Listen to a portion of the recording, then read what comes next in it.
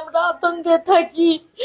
আমার সওয়ালে সুষ্ঠু বিচার চাই বাবা। ডাক্তারি করে দিয়ে আমাকে এই 5 জায়গা দখল করতে, সেলাই করার 172টা।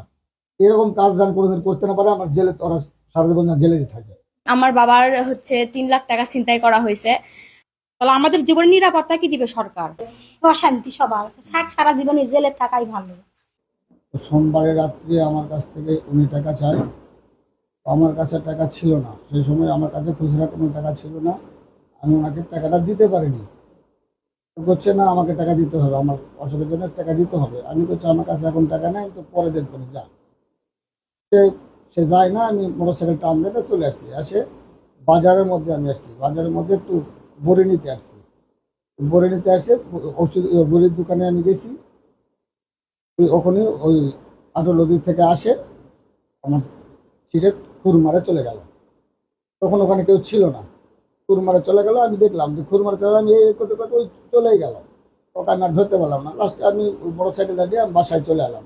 আসর ওনার মায়েকে দিয়ে এসে দেখালাম, দেখেন আপনার ছেলে এটা কি করলো, আমার গাড়িটা আমি টাকা দিয়ে দিকে আমার গাড়িটা এই খুঁড়টা মারলো।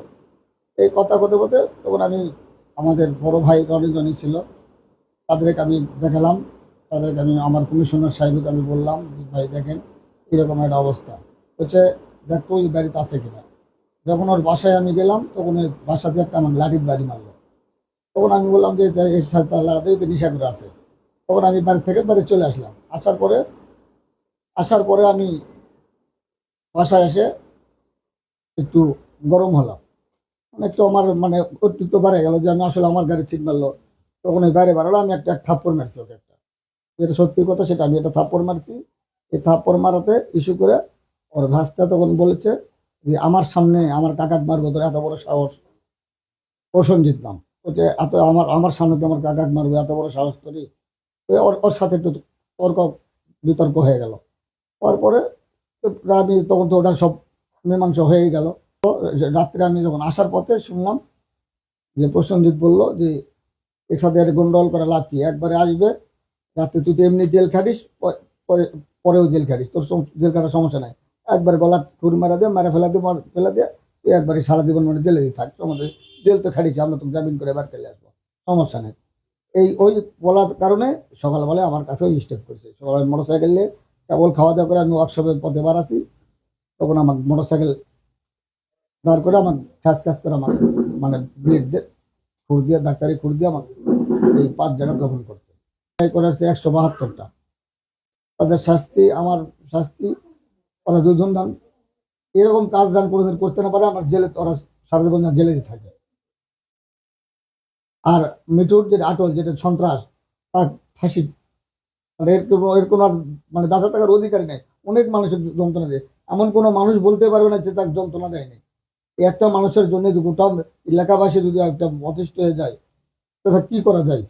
ওরা হচ্ছে আপনার মঙ্গলবারে সকালে ঘটনার পরে আমার মেয়ে পুলিশের 999 ফোন দিয়ে ওনাকে নিয়ে আসে করা হয়েছে। আমরা শুধু একাই না, আমাদের অতিষ্ঠ ধরে গেছে, আর পাড়াত আরো অনেক কেউ, আরো এলাকাবাসী তারাও অতিষ্ঠ। আমি চাই যে তার বিচার হোক, যাই মিঠু তার ফাঁসি হোক, আর যে মিঠুকে সহযোগিতা করছে আমার বাবাকে অ্যাটেম্প টু মার্ডার করার জন্য, তার আজীবনের মনে জেল হোক। আমার সওয়ালের আমি সুষ্ঠু বিচার চাই। এই দুইজনা যেন বানাতে না পারে, দুইজনাই যেন যাবজ্জীবনটা হতে পারে, এইটাই আমি চাই। সবাই চাই, এলাকাবাসী সবাই চাই। আমিও চাই। আমার সওয়ালের নিরাপত্তা নাই, আমাদেরও নিরাপত্তা নাই।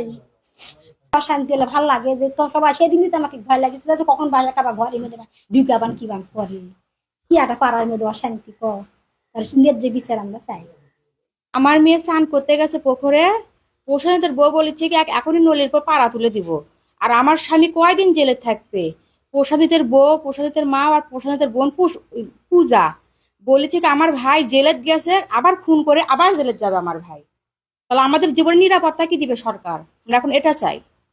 আজ আমার করছে, কালো আরো 20 জন করবে, কই পেশা হয়ে যাবে।